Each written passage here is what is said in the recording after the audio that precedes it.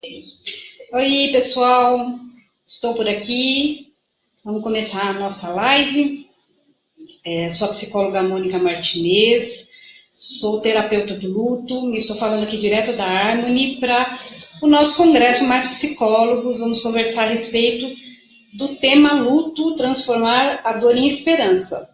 E vamos dar uns minutinhos, só uns 2 minutinhos aí, para ver quem é que já chegou. Gostaria que quem chegou já desse um oizinho aí para mim. Me conta se vocês são profissionais da área, se vocês são estudantes de psicologia, se vocês são... A gente tem uma ideia aí de quem é que está vendo a gente. Oi, Daiane. Oi, Nina. Tudo bom com vocês? Aluna, profissional. Gente, deixa eu avisar para vocês, enquanto esses 2 minutinhos aí estão passando, falando com alguém aqui do lado, não é ninguém imaginário, tá bom? É o Rodolfo que está aqui comigo, tá dando uma força pra gente. A partir dele, inclusive, que toda essa coisa grandiosa está acontecendo. Você é aluna do 10º período, Daiane. Ô, legal. Colega em formação. Muito bom. Quem mais, gente? Vamos lá. Mais alguém? Dá um oi. A Luz já entrou. Mais ninguém? É Eliude, é isso? Você é aluna? Oi, Bruna. Estamos dando um tempinho. Seja bem-vinda. Estamos dando só uns 2 minutinhos aí chegando. E aí a gente vai começar a conversar a respeito desse assunto tão complexo, esse assunto tão extenso, tão intenso, que é o luto. De Natal, Veralice. Que legal. Marina de Cabo Frio, adoro esse lugar. É meu sonho de consumo, Marina. Muito bom. Mais alguém? Vamos falando um oi, gente. Vamos chegando, sentando.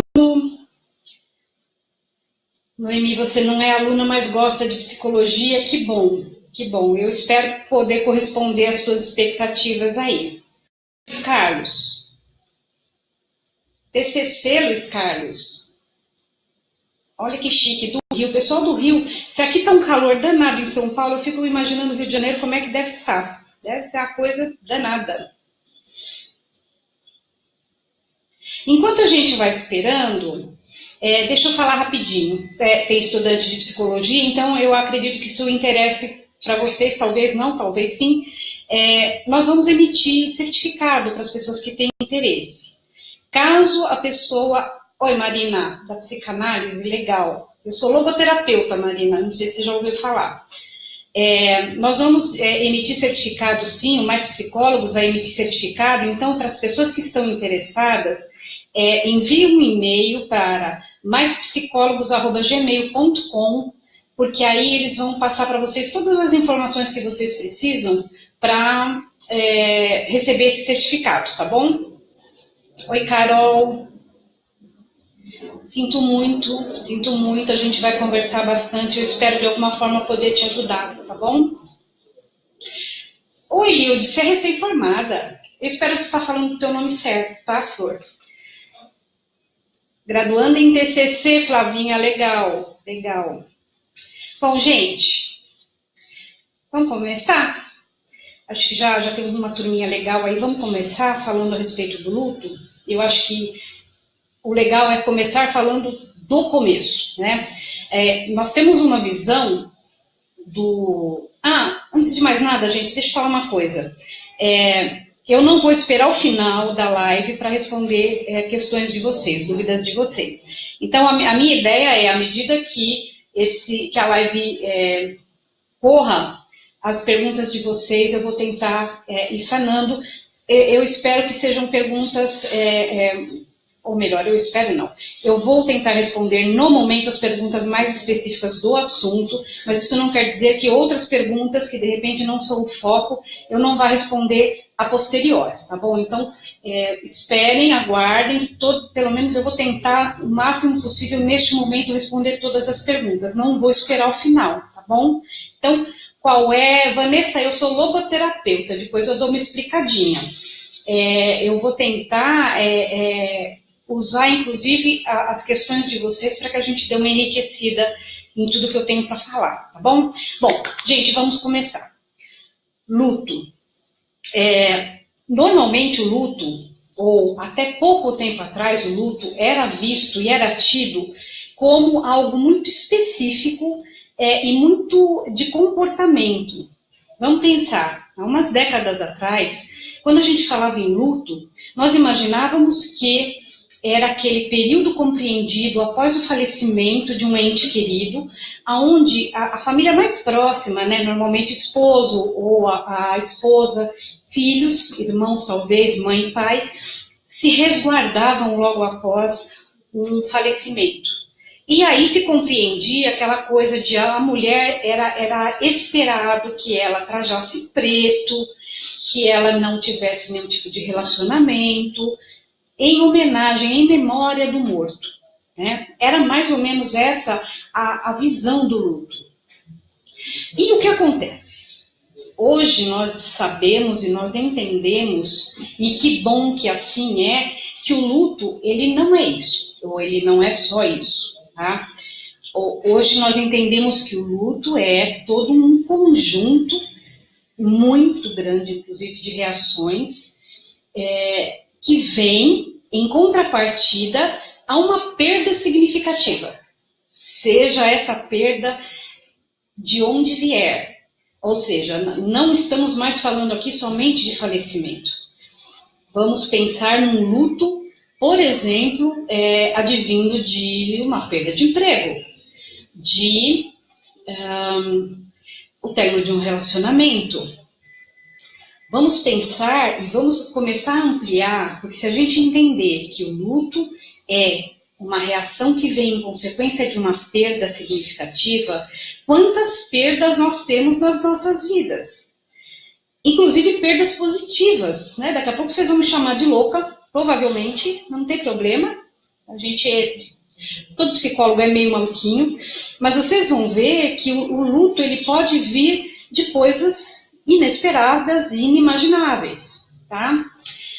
E ele é algo. Cada um tem o seu próprio luto, o seu luto especial, o seu luto individual. E é bacana da gente entender isso, porque é a partir daí que nós vamos olhar o enlutado com olhos de acolhimento, com olhos de respeito, com olhos de empatia. Eu não diria nem de empatia, mas de compaixão. Tá? Então vamos pensar. Eu falei a respeito da perda de um relacionamento, né, do término de um relacionamento, da perda de um emprego. Obrigada, Dia, eu te amo do fundo do meu coração. Nós temos o luto. Quer ver? Um luto muito comum. Já ouviram falar na síndrome do ninho vazio? Que é quando a passarinhada de casa, né, a filharada de casa começa a ir embora e a casa fica vazia. Normalmente o marido e principalmente a mulher, ou seja, os pais, eles entram em processo de luto. Por quê? Perderam, percebe? Houve uma perda ali, criou-se um vazio. Tá? As perdas naturais, né, por exemplo, a morte de um ente querido. Mas lembra que eu falei para vocês que, de repente, o luto pode vir de uma coisa extremamente positiva? Vamos pensar. A mulher, quando tem um filho, é possível que ela entre em processo de luto. E aí é onde você vai virar e falar, Mônica, vai se tratar, você não é muito normalzinha. Mas não, pensem comigo, gente. Sinto muito, Vanderlei. Sinto muito, tá? Vamos pensar comigo. A mulher gestou uma criança por 9 meses. De um dia para outro, de uma hora para outra, esse espaço que era ocupado dentro dela, ele é abruptamente desocupado. É óbvio que a gente sabe que o bebê vai parar no colo dela, claro, mas dentro dela, naquele espaço onde 9 meses se criou uma criança, ali que se criou um vazio. E não é difícil da mulher, mesmo feliz, entrar nessa coisa de sentir o vazio, sentir um luto. Tá? E às vezes daí você pode até, juntando com questões hormonais, questões outras, criar-se um processo de depressão pós-parto, percebe? Então, até de coisas que são absurdamente positivas, o luto pode vir. E é por isso que é bacana da gente começar a prestar um pouco de atenção a como as pessoas estão e de que forma as pessoas reagem. Porque, na verdade, só um minutinho, gente. Só estou vendo se tem uma perguntinha aqui. Não. Síndrome do ninho vazio, né, gente? Complicado, né? Vamos voltar. É muito legal da gente olhar as pessoas com um pouco mais de cuidado quando elas estão nesse período. E é bacana também da gente pensar o quanto que nós temos que ter cuidado com determinados comentários que nós fazemos com aquela pessoa que entendemos estar enlutada, ou que não entendemos estar enlutada. Sabe aquela coisa, normalmente a gente faz isso, óbvio que com a melhor das intenções, mas vamos pensar que às vezes a título de ajudar, nós acabamos por complicar uma situação, por ferir as pessoas. Então vamos pensar, aquela pessoa que acabou de terminar um relacionamento, que nada, daqui a pouco você está com outro. Ok, mas será que é isso que a pessoa precisa ouvir? É isso que a pessoa gostaria de ouvir? Aquela mãe que acabou de perder um filho, olha, você tem que dar atenção para os outros, porque os outros estão vivos e estão esperando você, dependem de você. Isso pode ser realmente uma injeção de ânimo, como pode não ser. Como pode ser um fator agravante para um adoecimento dentro desse luto. Ok? Bom, tem uma infinidade de comportamentos, de comentários que de repente a gente poderia fazer, ou que de preferência que a gente não fizesse, porque parece que nós temos uma necessidade muito grande de falar alguma coisa para aquela pessoa que está no processo de luto, e de repente, será que é necessário falarmos realmente alguma coisa? Será que a nossa presença, subentendendo se eu estou aqui, ela não seria mais legal, mais interessante? É bacana da gente pensar isso, ok? Antes de eu entrar na questão do luto com fases, porque o luto tem fases, eu só vou dar uma olhadinha aqui na questão, nas perguntinhas de vocês, e tô perdida aqui, viu, Rodolfo? Nem te conto que eu não tô achando a barra de rolagem aqui. Ela fugiu. Só o próximo para baixo. Tá, ok. Porque ela fugiu, obrigada. Falei, ó, meu amiguinho imaginário. Então, vamos ver aqui se eu perdi alguma pergunta. Ok. Gente, só um minutinho, por gentileza. Sobre a responsabilidade. Isso é complicado, né, Carol? Além de você ter o luto da perda do seu pai, você ainda assumiu a responsabilidade dele, né? Então, aí veio um peso extra naquilo que você estava passando, né? Há 2 anos, um amigo querido se mudou. Olha, Rose, interessante, tá vendo? Um amigo seu se mudou. E de repente você achava que era normal, mas não era tão normal assim, percebe? O vazio criado pela ausência dele, de alguma forma se transformou em luto, e aqui você fala que você ficou depressiva por um tempo. Então, percebe? O que é uma coisa aparentemente normal e natural, depende de como nós estamos, depende dos nossos recursos internos, isso pode se transformar em algo maior. E aí vai vir alguém e vai falar assim, ai, mas credo, que pessoa fraca, que pessoa mole. Gente, isso não existe, isso não existe. porque nós somos pessoas únicas e em determinados momentos nas nossas vidas as coisas pegam mais pesado. Quem não? Não é? Síndrome do ninho vazio, eu já falei um pouquinho.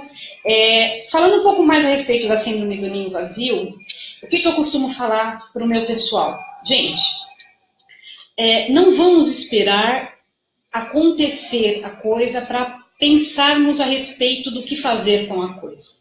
A questão da síndrome do ninho vazio é mais ou menos assim, porque os pais passam uma vida gravitando em torno dos filhos,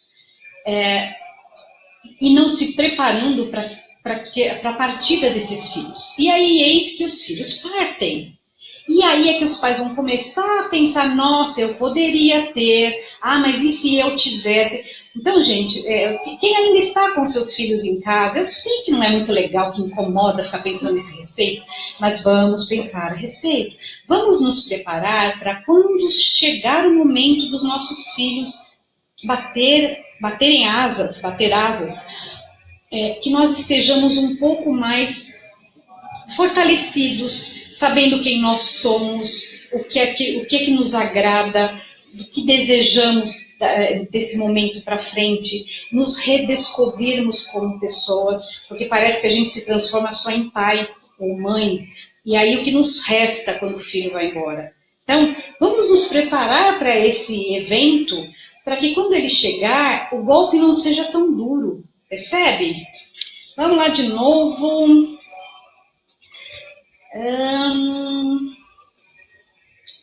O exemplo de um luto, Elma, legal. O exemplo de um luto positivo é o estudante que sonha com a sua formatura e após a mesma sente falta da faculdade. Isso pega. E a gente ouve dos professores que o luto vai vir, a gente fala, que bobagem, vem.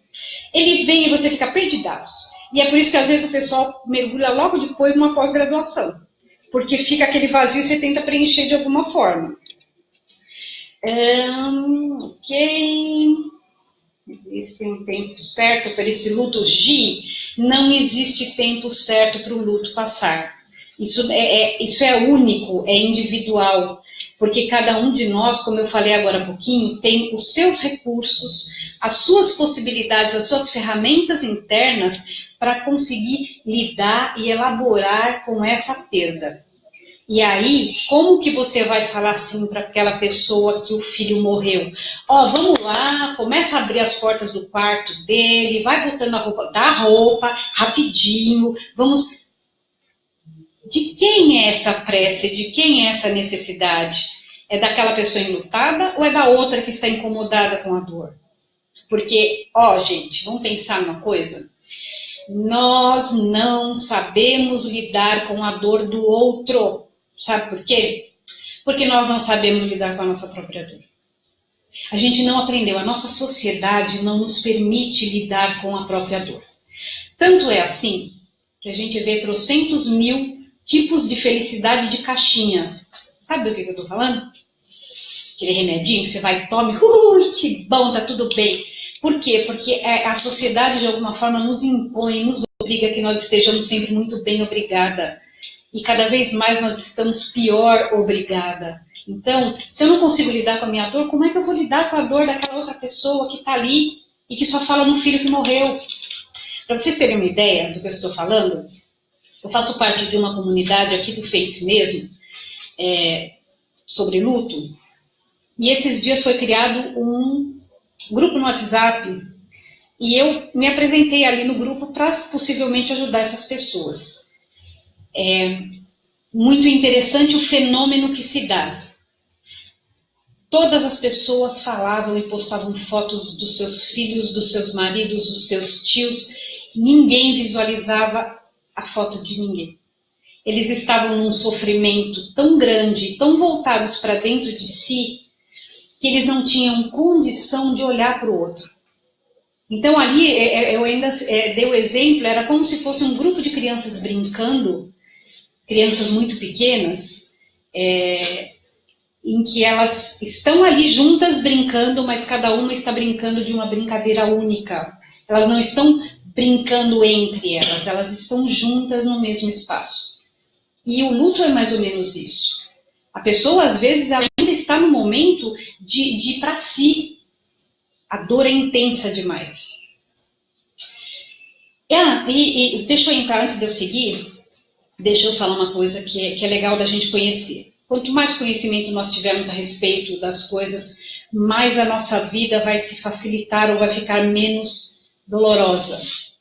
E em se tratando de luto, mais ainda. O luto, de acordo com alguns pesquisadores, alguns estudiosos da área, ele se divide em fases. Alguns acreditam que em 5 fases, outros acreditam que em 4 fases, mas essas fases, pelo que eu percebo, embora com nomes diferentes, elas mais ou menos falam sobre as mesmas coisas, de acordo com, elas falam das mesmas características, vamos dizer assim. Então, a mais famosa dentre essas pessoas é a Elizabeth Kubler, ou Kilber, como vocês quiserem, Rose. E ela fala que o luto ele se divide em 5 fases, que seriam a negação, a raiva, a barganha, a depressão e a continuidade, ou a continuação. E é legal da gente olhar um pouquinho mais de perto a respeito dessas fases. Então, a negação é aquela que é um mecanismo de defesa, onde, como a dor é insuportável demais, eu faço de conta que ela não existe. Eu não consigo entrar em contato com aquela dor. Então, é aquela sensação que nós temos, logo depois, vamos usar o falecimento, logo depois de um falecimento, é aquela sensação que eu tenho de que não aconteceu. Eu tenho certeza que o meu marido vai entrar, ou o meu filho vai entrar daqui a pouco pela porta. Eu tenho certeza. Eu acordo de manhã achando, não, isso foi um pesadelo. Isso é negação. Isso é, de alguma forma, o teu interno tentando te dar um tempo para você respirar e para você se acostumar com isso que está acontecendo. E aí nós temos a raiva, né? E nesse processo de raiva, inclusive, acontece uma coisa muito interessante, e aí as pessoas acabam somando a isso uma culpa danada. Por quê? Porque eu fico com raiva de tudo do que aconteceu, eu fico com raiva de Deus porque permitiu, eu fico com raiva de mim, e eu fico com raiva daquela pessoa que morreu. Isso é muito comum de acontecer. É bacana de nós prestarmos atenção, inclusive com relação a essa raiva com as crianças. Gente, criança entra em processo de luto feio. E às vezes as pessoas menosprezam isso, sabe, usando o argumento, imagina, a criança supera rapidinho. Não é assim. A criança passa por processo. A criança é algo muito intenso. Então, a criança fica com muita raiva da mãe que morreu. E é importante nós conversarmos com essa criança, principalmente deixando claro para ela que é normal ela sentir raiva, porque senão ela vai entrar num processo de culpa. Como eu posso sentir raiva da minha mãe porque ela morreu? Eu posso sim. Como ela pôde me deixar? Ela me deixou, ela me abandonou. Nós temos aí o caso dessa companheira que eu li agora há pouquinho. Além do pai ter falecido, ela ainda teve que assumir uma coisa que não era dela. Se de repente eu me pegar com raiva, nada de fora do normal. Eu não sou a pior pessoa do mundo. E aí nós temos a barganha, ou a negociação, aonde eu começo a meio que, não, eu vou... Se eu sair dessa, ou se isso acabar, se essa situação melhorar, eu vou me tornar uma pessoa melhor, eu vou cuidar mais de mim, eu vou. Também não deixa de ser uma necessidade para que de alguma forma eu consiga lidar com isso, e lidando com isso. Tá? Nós temos a depressão, onde a pessoa se recolhe, ela não quer mais falar com nada, com ninguém, ela não quer saber de absolutamente nada. Ela simplesmente quer se fechar. E, finalmente, nós temos a fase do continuar, da continuidade. É aquela pessoa que a ficha caiu, ela elaborou aquilo e ela vai continuar adiante. E aqui é legal da gente parar para esclarecer uma coisa. Primeiro, nem todo mundo vai passar por essas fases do luto. Não existe uma sequência certa para essas fases. Eu posso, durante um dia, oscilar entre uma fase e outra várias vezes. Eu não passo, por exemplo, eu não tenho que forçosamente passar pela negação, pela raiva, parará, parará. Ao contrário, eu posso ir direto para a depressão. Eu posso ir direto para a barganha. Não existe, nada é estanque, nada é linear em cima dessas questões da fase do luto. O importante é que nós vivamos esse luto com toda a intensidade que ele se apresenta para a gente. Então, se eu tive vontade de chorar, eu choro.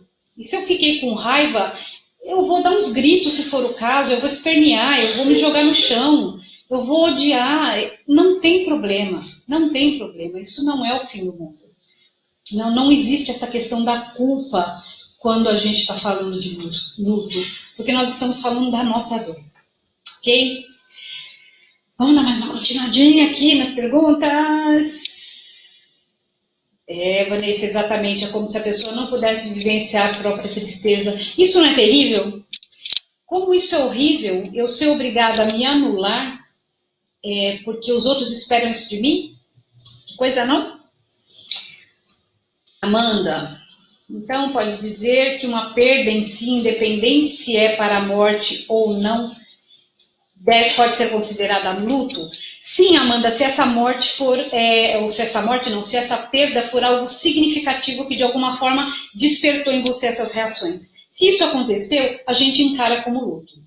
E uma coisa legal, o Instituto de Psiquiatria do Hospital das Clínicas, ele começa nessa questão principalmente pós-falecimento, aonde o enlutado está há mais de 2 meses nessa coisa do deprimir-se, eles já começam a olhar essa pessoa como se ela tivesse desenvolvido o transtorno da depressão. Porque é claro que é diferente eu ficar triste, eu ficar entristecido, eu ficar com um comportamento um pouco mais deprimido, de eu ter depressão, um quadro de transtorno mental. Mas os médicos, eles estão entendendo pelo sim e pelo não, que se esse período de entristecimento absurdo, ele se prolonga por mais de 2 meses, já é visto, já é tido como um quadro de depressão, inclusive com a entrada de medicamentos, se for o caso. Mas aí cada um é que sabe de si, e o mais importante disso tudo é que a pessoa busque, se ela perceber que a coisa não está indo sozinha, que ela busque ajuda, ou ela ou os familiares, tá?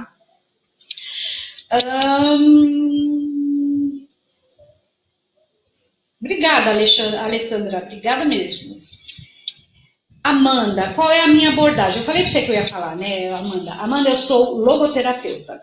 A logoterapia é a abordagem criada pelo psiquiatra alemão Viktor Frankl. E a gente trabalha em cima da necessidade ou do entendimento de que o ser humano tem necessidade de buscar um sentido para a sua vida. E que quando não existe esse sentido para a vida, cria-se o que nós chamamos de vazio existencial. E esse vazio existencial, esse buraco, ele é uma porta aberta para uma série de adoecimentos emocionais, inclusive depressão e tudo mais, ok? E principalmente e especialmente em se tratando de luto, a busca do sentido da vida é essencial. Porque a pessoa, muitas vezes o enlutado, e aí eu estou falando não só de falecimento, mas eu estou falando daquela mulher que passou a vida inteira se dedicando ao marido ou aos filhos, ou eu estou falando daquela pessoa workaholic, que é aquela pessoa que trabalha dia e noite e que elegeu isso como o sentido da vida para ela. De repente essa pessoa perde isso. O que sobra para ela? Ela perdeu o sentido da vida. Percebe? Então, olha o quanto que o luto, nesse caso, ele é muito maior. E ele é muito mais difícil de ser elaborado, porque a pessoa perdeu tudo. Então, a logoterapia, ela vem para ajudar essa pessoa, através de escolhas conscientes, a encontrar um novo sentido da vida. Porque nós, da logoterapia, entendemos que é possível encontrarmos um sentido na vida, inclusive através de um sofrimento muito grande, tá? Vamos lá. Pode-se dizer que perde alguém por suicídio, a perda é mais dolorosa? Olha, então, Nathalie, não sei se é Nathalie, se é Nathalie, acho que é Nathalie, a questão do luto vindo em consequência de alguém que se suicidou, realmente ela é um pouco mais complicada. Eu explico por quê. Porque existem aquilo que a gente chama de lutos não validados. Não se dá o valor devido ao luto vindo de determinadas coisas. Uma delas é o suicídio, porque ainda o suicídio é visto, que é uma pena e é muito complicado e muito preocupante, vou dizer. O suicídio não é visto com os olhos que deveria ser. Até pouco tempo atrás, o suicídio era tido como algo, inclusive pelas religiões, como algo abominável. Tanto é que as pessoas que cometiam suicídio, elas eram enterradas fora do cemitério, ou seja, elas não mereciam um lugar santo para ser enterradas, ok? Hoje em dia isso já não é tão assim, mas ainda a mentalidade gira um pouco em torno disso. Então, aquela pessoa, além de ter um ente querido que se retirou da vida antes do que era esperado, ainda carrega atrás de si o olhar da sociedade, que é um olhar de nossa, que covarde, ele teve coragem de se suicidar. Quando a gente sabe que não é bem por aí a coisa. Então, realmente, Nathalie, eu acredito, eu entendo, apesar de que não existe um dorômetro, olha que palavra linda que eu acabei de inventar, não existe um aparelho que se dá para medir dor, não é? A tua dor ela é única e ela é maior porque ela é a tua dor. Mas se a gente conseguir olhar a coisa com um agravante, com um peso extra, talvez o suicídio seja esse o caso. Tá? Falei de luto não validado. Quer ver um outro luto que não é muito validado? E que é tem mais dois pelo menos. Um deles é a perda gestacional e a perda neonatal. Essas perdas não são vistas, não são tidas tão relevantes como uma mulher ou uma mãe que perdeu um filho com 20, 30 anos. E aí a gente para pensar, como será que é o luto de uma mulher que gestou o seu filho por 9 meses, mas que não teve a oportunidade de conviver com ele?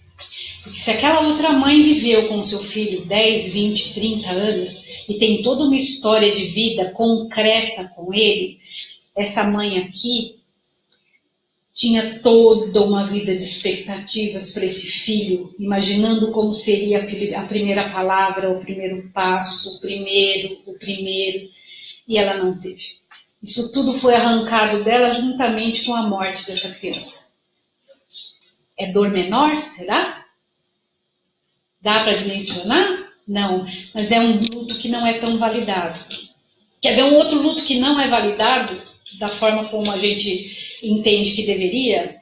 É o luto vindo pela morte dos pets, dos nossos bichinhos de estimação, que antigamente eram animais domésticos, hoje são membros da família. Hoje esses bichos assumem papéis dentro das nossas casas de companheiro, de filho, de irmão, de tudo.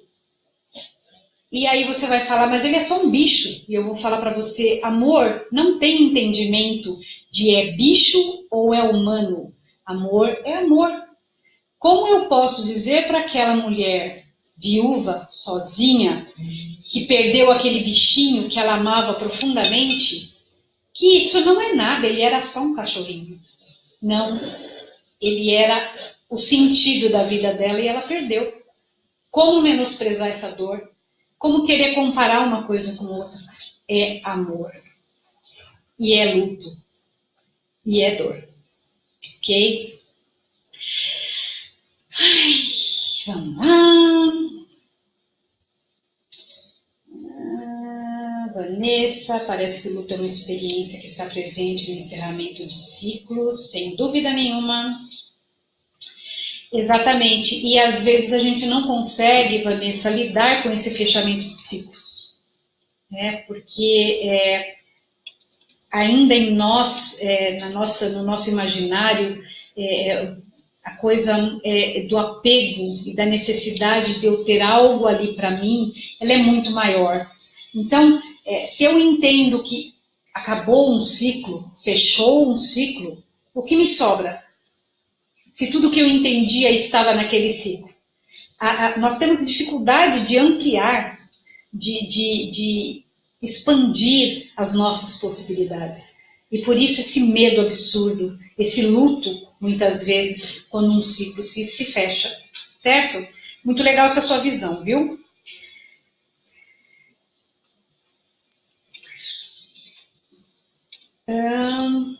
É viver a vida, eu sei, Cristina, mas às vezes a gente não está preparado, né? Nem para viver, que dirá para morrer. Carla, me formei em psicologia há 4 anos, que legal. Faça mesmo de novo. Se fizermos 10 vezes psicologia, as 10 vezes vai dar caldo.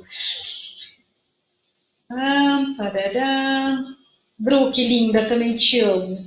Adoro esse tema também, meu bem. O Ismailda falou que estava travando um pouco. Mais alguém percebeu que estava travando? Foi só você? Como é que foi? Tá tudo legal agora? Como que tá a transmissão? Dá um alô para mim, para a gente ter uma ideia se é alguma coisa isolada ou não, tá bom? A Amanda falou que também estava travando um pouquinho. É que essa, gente, internet, sabe como é que é? Internet é um caso sério. Sônia, luto de verdade é a falta de que nunca mais veremos. Nunca mais. Então, aí a gente esbarra em uma série de coisas, né? Inclusive em crenças que nós temos, crenças internas, crenças religiosas, e de repente, já que às vezes a gente entende dessa forma, nunca mais eu verei, o que nós podemos fazer com isso que a gente tem? Que sentido dar, por falar em sentido da vida, que sentido nós podemos dar para isso tudo? Porque o que nós temos é isso. O que nós vamos fazer com isso? Percebe? Quando nós começamos a olhar dessa forma, algumas coisas começam a mudar de lugar. Eu começo a sair da posição de coadjuvante e começar a entrar na posição de ator principal. Nem sempre vai ser muito simples, mas sempre é possível. Né? E quando eu assumo a posição de ator principal da minha vida, tudo muda, inclusive a minha perspectiva em relação ao todo. Tá? E eu costumo dizer assim, né? A nossa sociedade não nos prepara para a morte, né? Nós somos preparados todo instante para a vida. E de repente a morte todo dia.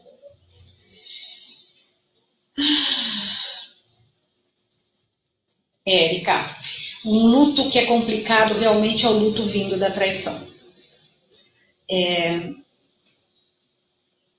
Principalmente quando a gente está vivendo aquilo que eu falei lá atrás. Nós transformamos o sentido da nossa vida, a família, o marido, os filhos. Não que isso não seja importante, mas não pode ser só isso. Porque quando eu só tenho isso e me é tirado, o que sobra de mim? Então, bacana da gente começar a pensar também o que eu posso mudar agora. Nós não sabemos o que vai nos acontecer, mas pode nos acontecer.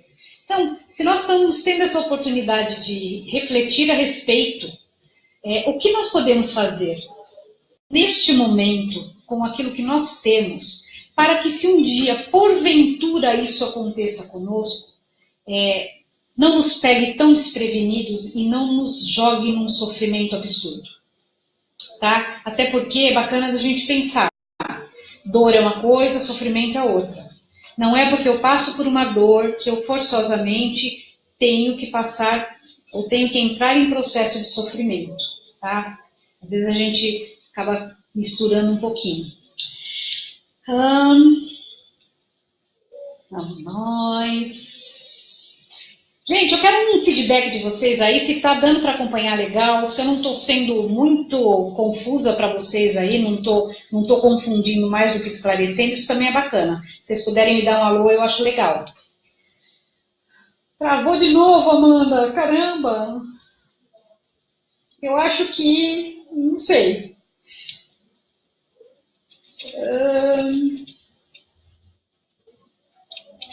Deixa eu ver onde estamos. Deixa eu ver comentário. Quem lutada é egoísta. Então, comentários egoísta é que muito se apega a situações. Então, Vanessa, é assim. Será que naquele momento não é importante para esse enlutado se tornar um pouco egoísta e olhar um pouco para si e se fortalecer para depois conseguir sair dessa situação? Porque o que é mais complicado? É de repente eu pensar um pouco mais em mim e chorar a minha dor e tudo mais, ou eu jogar uma pá de cal em cima daquilo, não você, porque isso a gente escuta muito, você tem que ser forte nessa hora, você tem que ser forte pelo teu pai, pelos teus irmãos, e aí você faz de conta de que você é forte, você acredita que você é forte. E aí? Isso vai ter um preço. Esse preço vai ser cobrado em algum momento. Ele vai vir à tona de alguma forma, em alguma situação, num grau maior ou menor, mas isso vai vir à tona. Então, vamos entender, será que realmente é egoísmo? Ou é porque eu não tenho paciência e tolerância para aguentar a dor do outro e quero que ele reaja imediatamente e seja feliz? Afinal, nós devemos ser felizes. Vamos pensar nisso, tá? Ô, Érica, que bom que você está gostando. Fico tão feliz. Perder um membro do corpo. É um luto, sim, Michele. E é um luto não validado, hein? Quem é que dá atenção? Ah, tudo bem, ele perdeu. Ó, que triste, né? Não é só isso, não. Você perdeu uma parte do corpo. Isso dói. E até que você consiga ressignificar isso, você vai ter que. Isso vai demandar de você um esforço bem grande, né? Que bom que tá claro e perfeito, Amanda. Você é uma fofa. Preciso beijar você quando encontrar. Obrigada, Ismailda. Que bom. Concordo com você, obrigada. Sim, respeito e compreensão, é exatamente isso, Vanessa. Respeito e compreensão. E às vezes as pessoas não agem de má fé. Elas não conseguem ser diferente. Porque é o que eu falo, elas aprenderam que não se tem paciência com pessoa que fica chorando pelos cantos. Ok, a gente sabe que em algum grau isso realmente começa a incomodar. Mas tratar a pessoa de qualquer jeito, usar argumentos mais ásperos não vai ajudar. Às vezes pode agravar essa situação. Então, já que aquilo de alguma forma não está legal, quem sabe sutilmente convidar a pessoa enlutada a pensar na possibilidade dela procurar ajuda. Porque às vezes aquela pessoa está vivendo aquilo e não passou pela cabeça dela de que um olhar profissional pode fazer a diferença. Quer ver uma coisa que a gente não sabe? E aí eu estou entrando de novo na questão. Não, antes disso, deixa eu falar uma coisa que eu acabei, que eu ia comendo bola. Quer ver um outro luto que não é dado um olhar muito legal e que deveria ser que bom que as coisas estão mudando, principalmente com a filosofia dos cuidados paliativos, a filosofia paliativista, ela tá investindo muito nisso, porque é extremamente importante. Luto antecipatório. Nós já ouviram falar em luto antecipatório? Fala aí para mim, pessoal, vocês já ouviram, conhecem luto antecipatório? Vamos lá, dou-lhe uma, enquanto alguém fala se sim ou se não. Bebo um golinho d'água aqui na minha garrafinha mágica. Dou-lhe uma, dou-lhe duas. E aí, estudantes, recém-formadas, luto antecipatório? Não? Ah, que coisa. Vamos lá. Luto antecipatório, diferente daquele luto onde a perda já aconteceu, é o luto onde a circunstância vai se dar. E aí, óbvio que eu vou me apegar mais ao mais intenso, ao mais contundente, mas existem vários lutos aí que a gente pode usar também como material de reflexão. Vamos imaginar que eu receba a notícia de que eu tenho uma doença terminal. Ou alguém próximo a mim recebe essa notícia. Eu imediatamente entro em luto antecipatório. Eu estou falando de falecimento, eu poderia estar falando de... eu poderia estar roubando, não. Eu poderia estar falando de... eu fiquei sabendo que eu vou perder o emprego. Eu entrei em aviso prévio. Ou o meu marido pediu divórcio. Eu vou me separar. Vai acontecer. Imediatamente eu entro em processo de luto. E me pescoçando aqui as perguntas. Eu imediatamente entro em processo de luto, gente. E some-se a isso uma dose cavalar de ansiedade, porque é algo que vai acontecer, que está escorregando pelos meus dedos, e eu não tenho o que fazer. Talvez tenha. Diferente do luto quando já aconteceu. Meu filho morreu. Por mais que isso gere sofrimento em mim, ele morreu. Acabou. É com isso que eu tenho que lidar. Agora, quando eu sei que o meu filho tem 2 meses de vida, como é que faz? O que eu faço com essa dor de saber que eu vou perder essa criatura e que eu não posso fazer nada? Eu não tenho como reter a vida dela, dessa pessoa nas minhas mãos. Ou, o que eu vou fazer? Daqui a 30 dias eu tenho que largar meu emprego, um emprego de 30 anos. Ou vou me aposentar. Ou vou me divorciar. São coisas que não dependem de mim, mas a dor está presente. E esse parece que é um luto que não está sendo muito olhado. Deveria ser mais. Porque o sofrimento existe, ele está ali. E, como eu costumo dizer, inclusive tem até um vídeo que eu gravei, esse talvez seja um luto para a gente começar a valorizar um pouquinho mais. Não me entendam mal, por favor. Mas é um luto onde eu ainda tenho tempo de dizer adeus. Onde eu ainda tenho tempo de alguma forma, me organizar para que aquilo valha a pena. E aí a gente entra na questão do sentido da vida. Então, por exemplo, eu tenho uma paciente que certa vez me trouxe o caso de uma amiga que, entre o diagnóstico de um câncer e o falecimento, não foi mais do que 2 ou 3 meses. Essa mulher tinha 2 crianças pequenas. Ela entrou em parafuso. E aqueles poucos momentos em que ela teve para passar com os filhos, ela estava tão perdida dentro daquele luto antecipatório que ela não teve qualidade. Ela não teve tempo para efetivamente se despedir dessas crianças. Ela não teve tempo para organizar a vida de tal forma que a partida dela fosse algo um pouco menos traumático. Por quê? Porque as pessoas não sabem o que fazer. Então, o luto antecipatório, se tem algo de positivo nele, é exatamente a possibilidade de fazer valer a pena aquela morte, para que aquela morte seja algo bonito, não seja simplesmente carregada de dor, de tristeza, de porquês.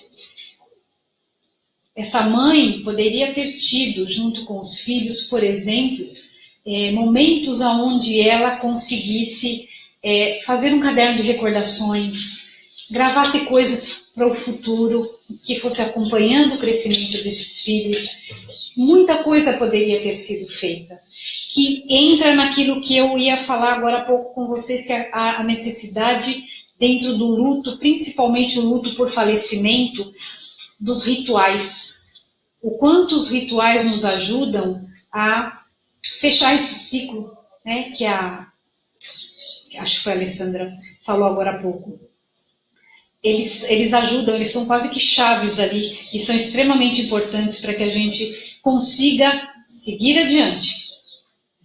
Porque há que se seguir adiante, não é assim? É o que os outros esperam da gente, e é o que nós esperamos de nós também, ok?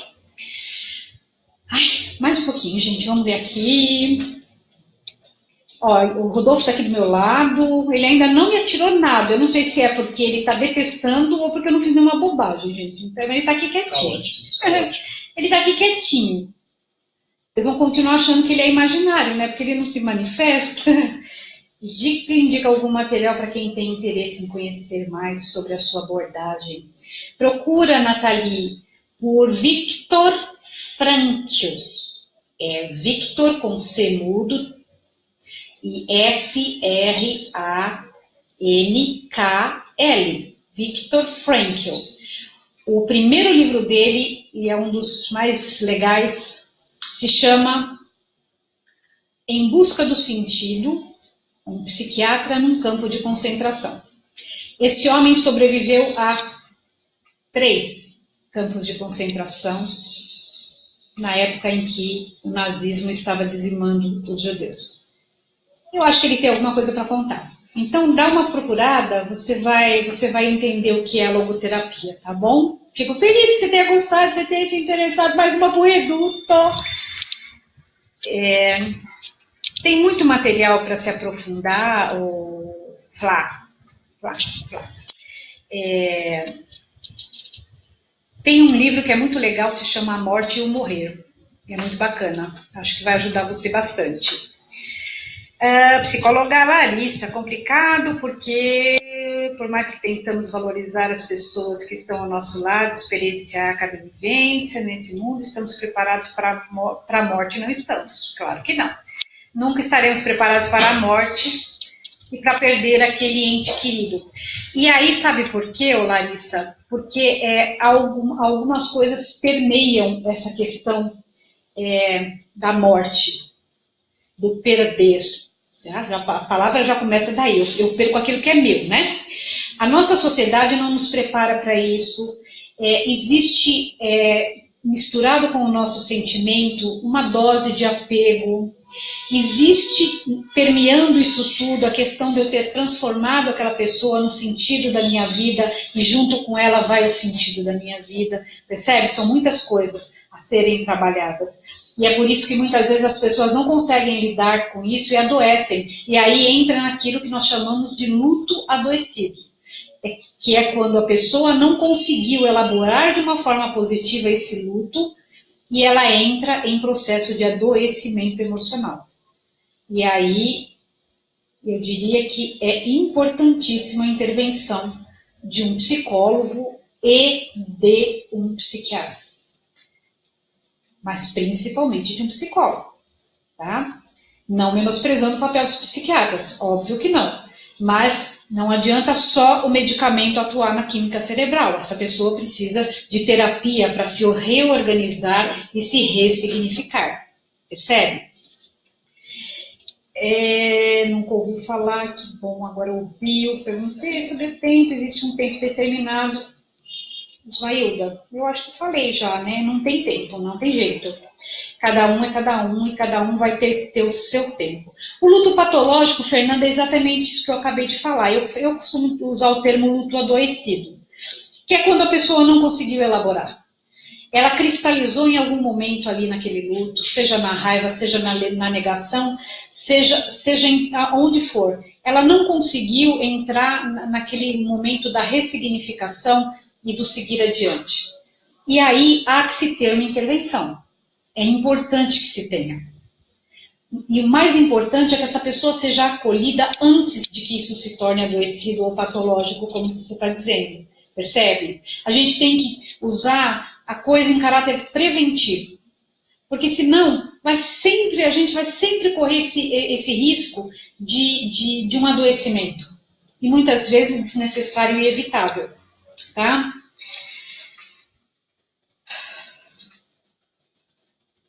Shelly, depois eu respondo isso para você de ladinho, tá bom?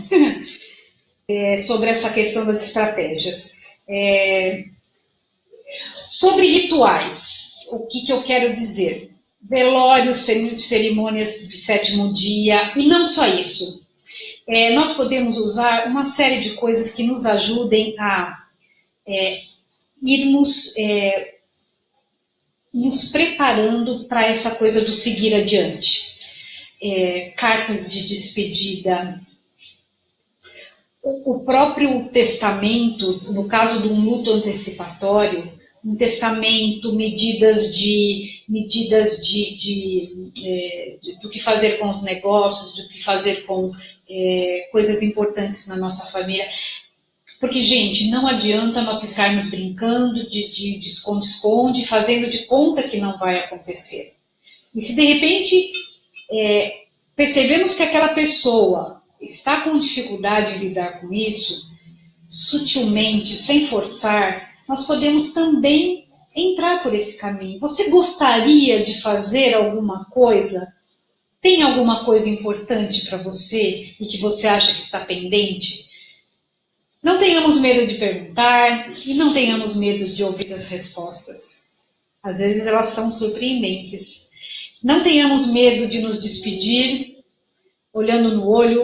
Não tenhamos medo de dizer eu te amo. Não tenhamos medo de desejar ouvir do outro eu te amo, me perdoe. Não tenhamos medo. Esses momentos últimos são muito importantes. É a beleza do morrer. Existe beleza no morrer.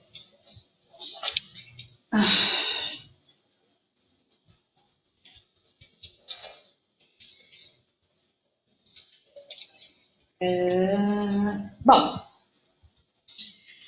e mais? Tá tudo certinho até agora, gente? Tudo bonitinho?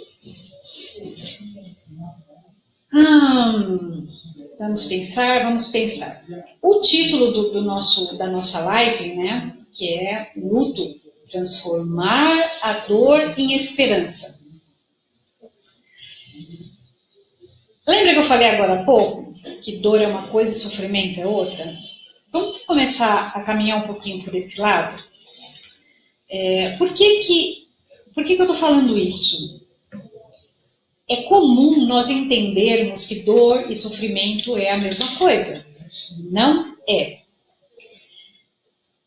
Tem inclusive um ditado, um pensamento, seja lá o que for, que diz que a dor é obrigatória, mas o sofrimento é opcional. Olha que interessante, vamos pensar um pouquinho? Por que é isso? Porque a dor é a circunstância em si, percebe? É o falecimento, é a perda do emprego, é o marido que foi embora, é o evento. Essa é, de alguma forma, a dor, é o golpe. O que eu vou fazer com isso é que vai ser o diferencial. Eu posso... E aqui, por favor, gente, eu não estou querendo com isso dizer que nós temos que fazer isso, nós vamos fazer aquilo que a gente consegue fazer. Né? Não é nem o que a gente gostaria, sabe? Às vezes a gente fala, eu gostaria de... Tudo bem, gostaria, mas às vezes você não consegue. E a gente tem que ter esse entendimento. Mas, se eu conseguir, diante daquele evento, usar de resiliência, palavrão, Resiliência é a capacidade que uma pessoa tem, em português bem miúdo, de dar a volta por cima. Tá? É aquela capacidade que a pessoa tem de, diante de uma situação adversa, diante de algo que não é legal e que não é esperado, ela tirar uma mensagem daquilo e bola para frente. Se eu conseguir, diante da dor, ter uma atitude de resiliência, eu não vou entrar no sofrimento. Isso é possível. Às vezes não é simples. Às vezes vai demandar de mim um esforço, vai demandar de mim empenho, vai demandar de mim escolha, mas é possível, tá? Então, é a questão do re, né? Eu costumo brincar com o re.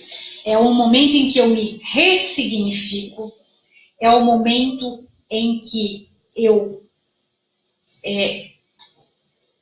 me reabilito de alguma forma a um passo adiante em algo na minha vida que já não é mais o mesmo e nunca mais vai ser. Então vamos pegar a questão. Ó, a nossa companheira lá em cima no começo falou, vamos pegar de novo o exemplo dela. O pai dela morreu. Pelo que ela disse, me dá a impressão, chego a essa conclusão, me perdoe se eu estiver errada, de que ele era quem fazia tudo na família e pela família. De uma hora para outra, eu fiquei sem meu pai, sem o muro de arrimo. O muro de arrimo foi ótimo, né? Perdão, gente. Arrimo de família. Como é que é, né? A cor do cabelo. Mas eu me vi de uma hora para outra sem tudo isso. Ou a minha vida inteira eu me dediquei para o meu marido, para os meus filhos. E de uma hora para outra, meu marido morreu, ou os meus filhos foram embora, morreram, seja lá o que for. É a hora do re. Eu vou ter aquele momento e eu tenho direito daquele momento de me sentir a última das criaturas, de me sentir perdida, de me sentir com raiva, de me sentir depressiva. Eu vou ter o direito de sentir tudo isso e eu tenho esse direito. E que ninguém diga para você que você não tem. Mas chega um momento em que essa dor vai ficar aqui olhando para mim. E eu posso, através da resiliência, me ressignificar como pessoa. Me reabilitar para esse momento, essa nova fase da minha vida, onde um ciclo fechou, e começar a olhar de forma diferente. E às vezes não é porque é diferente que é pior. Porque isso também é uma visão distorcida nossa. Ah, não, é diferente, vai ser ruim. Não, vai ser diferente. A dor da perda sempre vai existir. O sofrimento, talvez não. Porque se eu conseguir, através dessa encontrar um novo sentido para a minha vida, muita coisa vai mudar. Porque o vazio existencial, como eu falei agora há pouco, ele vai deixar de tomar conta, de ser o ator principal. Ou, vou dar um exemplo para vocês. A gente vê isso com relativa frequência. Essa própria comunidade que eu falei para vocês, logo no começo, em que as pessoas entram e estão olhando só para si, elas não conseguem interagir. A criadora dessa comunidade, ela escolheu fazer isso, para ajudar mães que, assim como ela, tinham perdido seus filhos. O sentido da vida dela, naquele momento, passou a ser ajudar o outro. Aí você vai falar assim para mim, e eu vou falar assim para você, olha que legal o que ela foi capaz de fazer com a dor dela. Ela continua sentindo falta daquele filho. Mas ela escolheu ajudar outras pessoas E à medida que você faz isso, é como se um pouquinho as coisas vão esvaziando dentro de você e não chegam ao ponto de se transformarem no sofrimento específico. Porque o sofrimento, ele todo é carregado de uma série de outras visões e comportamentos e sentimentos que quase te fazem patinar no mesmo lugar. Ao passo que quando você busca um sentido para a sua vida, sabe aquela coisa de eu tenho uma meta e eu olho para aquilo e para aquilo eu me encaminho, e enquanto eu me encaminho, eu me sinto viva, eu me sinto de alguma forma valendo a pena? Ela fez isso. Quantas mães, quantos pais a gente ouve na televisão falar que depois que os filhos morreram, seja de uma doença muito rara, seja de um acidente, seja de uma doença, criam ONGs. Não é por isso que eu estou falando que agora todo mundo vai sair criando ONG, mas eles escolheram fazer alguma coisa pelas pessoas que passam pelas mesmas situações que eles passaram. Então, eles buscam no outro, de alguma forma, um sentido para que aquilo que aconteceu não tenha sido em vão. É isso que é bacana da gente pensar. Você está validando, você está dando valor àquela pessoa que se foi, aquele filho que foi embora, aquele marido, e não ao marido em si, mas ao tempo que você viveu com ele. Então, percebe, é sempre possível da gente fazer alguma coisa com aquilo que nós temos. Eu falo isso muito para os meus pacientes. O que você tem é isso aqui. O que você vai fazer com isso aqui? Não dá para voltar para trás. O que você vai fazer com isso aqui? E aí, cada um é que vai saber o que vai fazer com isso. Algumas pessoas já conseguem pensar, outras vão enfiar isso no bolso, outras vão se irritar. Cada um vai reagir da sua forma de acordo com aquilo que ela consegue. Mas é importante que a gente pense, que a gente permita que as pessoas pensem. O que você tem é isso. O que você vai fazer com isso? Mais um golinho d'água. Tudo certo aí, gente? Obrigada, Vanessa, obrigada. Ismailda, muito obrigada. Quais sintomas emocionais de uma pessoa que não superou a perda de uma pessoa? Então, Lívia, é legal isso. Normalmente a pessoa meio que cristaliza numa dessas fases que eu falei. E normalmente não é na fase da ressignificação.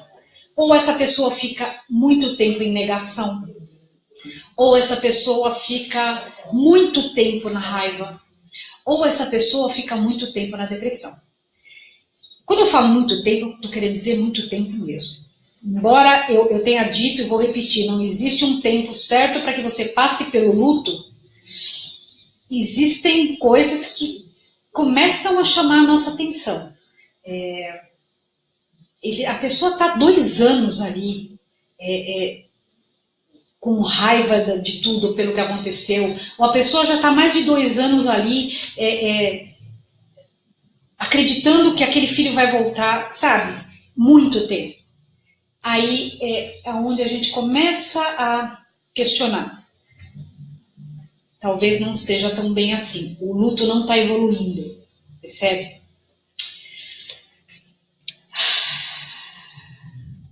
Pois é, Roberta, a vida precisa continuar.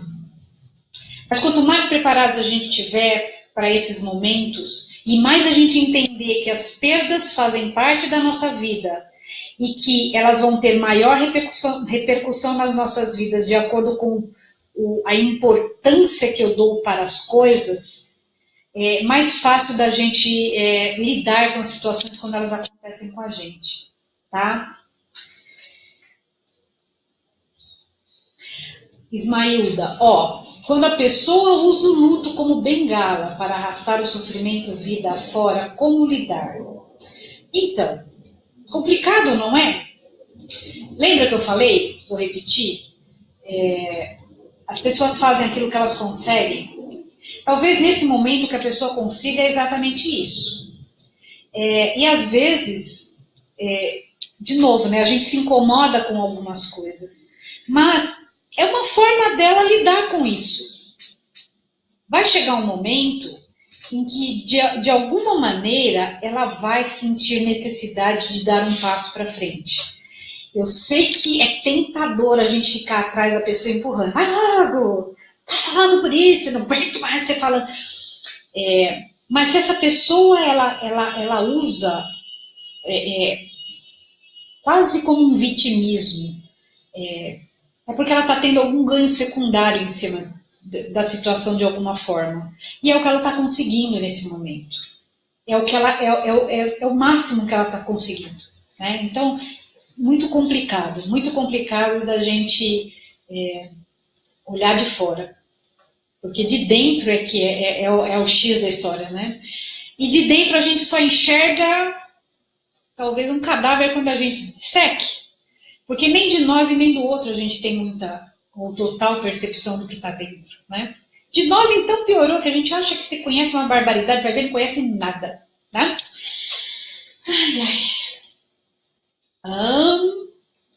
A única certeza que temos, tá? Ok.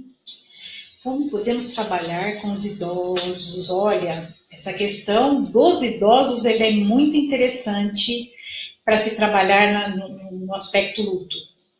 Porque esse idoso, com certeza, passa pelo luto antecipatório. Grande parte dele, inclusive, é visto como depressão, e às vezes até mas o que ele está vivenciando é um processo de luto, diante da finitude. Assim como nós temos os nossos profissionais da área da saúde, principalmente aqueles que trabalham em hospitais, em UTIs, a gente tem que olhar um pouco mais de perto para essas pessoas, porque elas lidam diariamente, constantemente com a finitude do outro e de si mesmo. Porque o outro está ali escancaradamente mostrando que eu um dia vou morrer também. E isso é um processo de luto. Né? Temos entre os profissionais da saúde, principalmente, a síndrome de burnout, o luto está ali, olha, total. Então, há que se olhar para um pouco mais de perto para esses profissionais e para esses idosos também. Eles têm que ser trabalhados de tal forma que eles sintam que vale a pena viver até o último momento e fazer parte da vida até o último momento. E não ser esquecido num canto, não ser ouvido, ser entubado para não gemer, ser sedado para não chorar. Isso é muito comum de acontecer, viu, gente? Deus abençoe os cuidados paliativos. Sobre a ONG, me remeteu o mito de Quiron, falado em outra live, congresso, mesmo no sofrimento, ele ainda consegue ajudar os outros. Exatamente. É um dos pilares da logoterapia. A minha vida tem sentido até quando eu supero um sofrimento e através dele eu ajudo uma outra pessoa. É bem por aí. No luto, vamos ver o Carlos, no luto a pessoa pode oferecer isso, uma tentativa de achar um culpado para aquela perda. Podemos usar a análise comportamental. Claro que podemos usar a análise de comportamento, o TCC, todas as abordagens de alguma forma elas têm a sua importância dentro do processo de luto. E essa coisa da raiva que você falou e de buscar um culpado para aquela perda, isso é extremamente comum. Porque é aquilo que eu falo, eu tenho que justificar essa perda de alguma forma. Então, quando eu encontro um culpado, de alguma forma, é como se aquilo, sabe, me fizesse um pouco mais de sentido e eu tirasse alguma coisa de dentro de mim. Né? Eu estou transportando aquilo que eu tenho aqui para um outro, né, para o objeto, como dizem os psicanalistas. Então, e é uma necessidade, porque de alguma forma, quando eu me enraiveço, eu estou elaborando essa dor, eu estou elaborando esse luto. Então, não é à toa que a gente passa por essas fases, elas são necessárias, e elas são naturais. Não adianta fazer de conta que elas não existem. E daqui a pouco eu vou ter que falar tchau para vocês, hein? Olha, porque o Rodolfo já está aqui do meu lado com um porrete desse tamanho na mão que ele vai bater, que eu sei. Jamais. Uma pergunta para quem é psicólogo, ele pode ter dois... Ele pode ter dois comportamentos no consultório, trata muito bem os pais. Depois eu respondo esse para você, tá, Sandra? Pela palestra, para ouvir. Pela palestra, tá ótimo, agradeço. Gente, uma coisa legal, tá? A terminada a live, ela vai ficar fixa na página do Mais Psicólogos e depois eu vou passar também para minha página, tá? Então, quem perdeu, avise aí também, alguém que vocês sabem que gostaria de ter visto, não vai ser perdido, isso vai ficar fixo para as pessoas que chegaram depois ter acesso também, tá bom? Amo psicologia, eu também, viu, Carlos Eduardo? Adoro. Trabalha no ICESP. Então, Carlos Eduardo, você trabalha no ICESP, que é o Instituto de Controle do Câncer, e aí eu imagino que deva ser algo assim, constante, o contato de vocês com o luto. De quem está com doença, o luto dos familiares e o luto dos próprios médicos, que sabem que em algum momento vão perder a batalha para a morte, não é? Uma coisa legal que me ocorreu agora, que ontem eu vi e falei, não, eu preciso falar isso na live, é assim, olha até onde vai o nosso luto. Essa novela que está passando, das 8, que não é das 8, das 9, sei lá que horas que é essa novela, cuja a menina na verdade, ela é um menino, ela é um trans masculino, e no capítulo de ontem teve uma cena muito emblemática. Essa menina corta os cabelos, porque na verdade ela não é uma menina, ela se entende, ela se sente como um homem, embora esteja num corpo feminino, isso é papo para outro dia, outra live. E a mãe entra no quarto exatamente no momento em que ela está com os cabelos todos cortados. Gente, naquele momento, aquela mulher entrou em processo de luto. Porque a princesa dela, como ela chamava a filha, a menina linda que ela tinha como filha, não existe mais. Não existe mais. A Ivana vai se transformar em Ivan. Essa mulher entrou em processo de luto. E nesse processo de luto a gente percebe, ela está em negação absurda. Ela não quer enxergar o óbvio. Não, minha filha está com algum tipo de problema. O resto da família, não, ela está usando droga. É o hormônio que está fazendo isso. As pessoas entram em processo de negação. Então, essa cena de ontem, ela é muito... isso não é ficção, tá? Porque vamos entender que por mais bem resolvida que seja a mãe de um trans... Quando há a transformação de um sexo para outro, de alguma forma essa mãe entra em processo de luto. E de alguma forma esse trans também entra em processo de luto quando ele faz essa mudança. Porque é perda. Perda é perda. O que ele vai fazer com essa perda é outra história, mas é perda, tá? Fátima, eu vou fazer assim, vai ficar, a minha página vai ficar, o Rodolfo prometeu, eu acredito nele pra caramba, vai ficar o meu contato na própria página do Mais Psicólogos, depois, quando ele postar o vídeo e tudo mais, vai ficar tudo bonitinho, você vai ter como acessar, tá bom? Se não tiver, você entra em contato comigo, fala que eu rogo praga nele, eu faço um monte de coisa feia, mas eu dou um jeito de te passar a minha página e tudo mais, meu contato, tá bom? E eu te agradeço pelo interesse. Tá? Mais alguém? Sim, processo de negação faz parte do luto. Puxa, se faz. É um dos maiores mecanismos de defesa. E é um dos primeiros. Exatamente pelo que eu falei, Fátima. Porque a dor primeira da perda, ela é tão grande que eu não tenho, salvo raríssimas exceções, tá, gente? Mas, para a grande maioria das pessoas, eu não tenho condição de entrar em contato com essa dor. Então, a primeira coisa que meu cérebro faz é tentar me enganar. Não é isso não, morreu nada. Aí vai entrar daqui a pouco. Não, não morreu, que isso? Você está sonhando, é um pesadelo, você vai acordar. E as pessoas meio que piram nesse momento. Há pouco tempo atrás eu trabalhei com uma paciente, ela oscilava durante o dia, inclusive, nessa questão de negação, de raiva, de uma série de coisas. E ela, às vezes, acordava, ela falava para mim que ela acordava de madrugada e ficava um tempo ali. Não, minha mãe não morreu. Não, ela morreu? Não, ela não morreu. Então, percebe?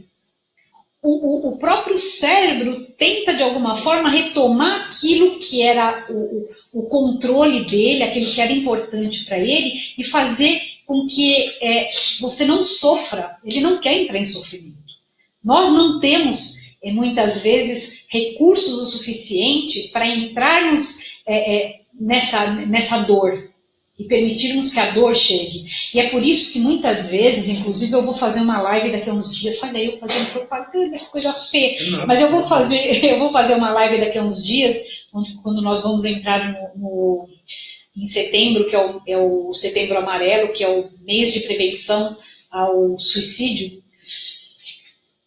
Muitas pessoas acabam cometendo suicídio logo em seguida a um falecimento ou a perda de um emprego ou a um divórcio, seja lá o que for, porque elas não conseguem lidar com essa dor. Os recursos que ela tem dela não são suficientes para que ela consiga aguentar esse baque. Então, como todo bom suicídio, ou pelo menos a grande maioria deles, na verdade, é uma tentativa desesperada da pessoa tirar a dor de dentro dela, e como ela não consegue, ela se tira de dentro da dor, é muito comum a gente ver esse tipo de acontecimento a posteriori, uma entrada no luto. É demais para a pessoa. Sabe aquela coisa? Que nem você tem uma máquina e ela está com um excesso de programas e de energia, ou seja lá do que for, ela não aguenta, ela pifa. E a nossa forma de pifar é exatamente essa. A gente entra na negação absurda e não vai. E não vai. Aos poucos, aí sim, a gente vai caminhando e tentando elaborar isso dentro da gente. Do nosso jeito, do jeito que a gente consegue. Sinto muito, Alexamara Silva, Alexamara, sinto muito por você.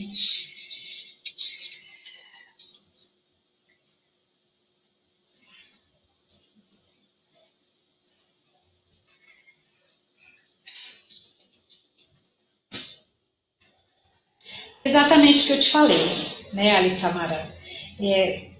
Comece a pensar na possibilidade de buscar ajuda para trabalhar um pouco isso, que ainda está muito forte, está gritando muito em você. Já são 3 anos. Pensa em buscar a ajuda de um profissional, porque ele pode ir trabalhando com você de tal forma que você reorganize a sua vida, as suas perspectivas e o sentido da tua vida, para você continuar adiante. Né? Porque eu imagino que você ainda está naquela sensação de patinar em cima da situação, tá?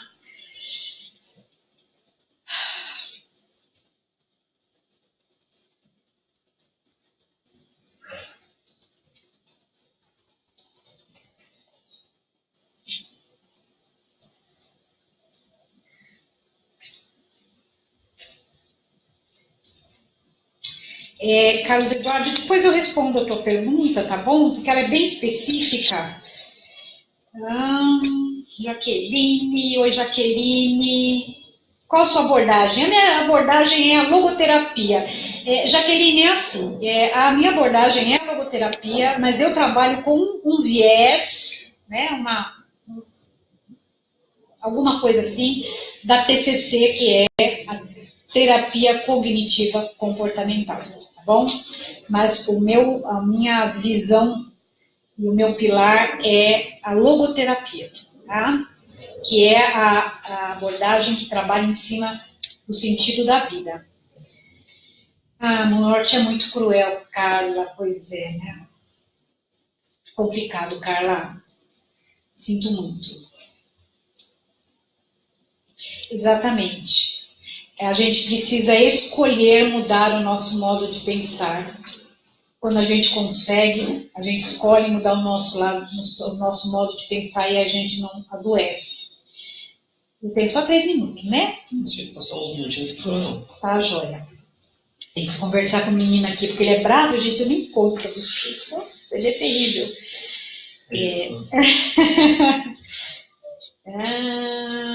Importante simbolizar esse luto, de que maneira ou outras formas de trabalhar o paciente, quando, por exemplo, uma mãe se nega a ir ao velório de um filho.